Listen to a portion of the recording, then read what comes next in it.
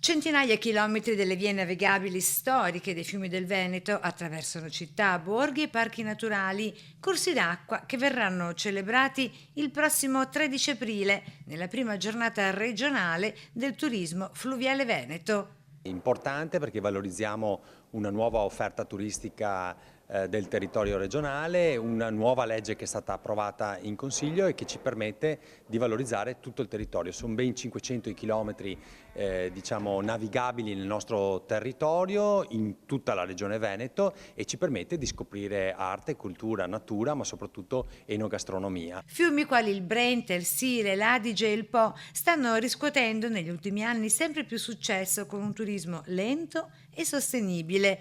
Attività come le crociere fluviali, canottaggio e rafting permettono di godere appieno dell'ambiente naturale, dimostrando così come sia possibile unire turismo, cultura e tutela ambientale. Si tratta di mettere in rete ben 16 prodotti turistici già attualmente esistenti, ma che oggi non sono diciamo, collegati tra loro. Progetto in collaborazione con la società Infrastrutture Venete per una somma di 250.000 euro, a cui se ne aggiungeranno altrettanti nel corso del 2025. Devo ringraziare anche la consigliera Cestari per aver fatto questo progetto di legge che noi adesso stiamo implementando non solo con le risorse ma anche con l'organizzazione diciamo, della direzione turismo.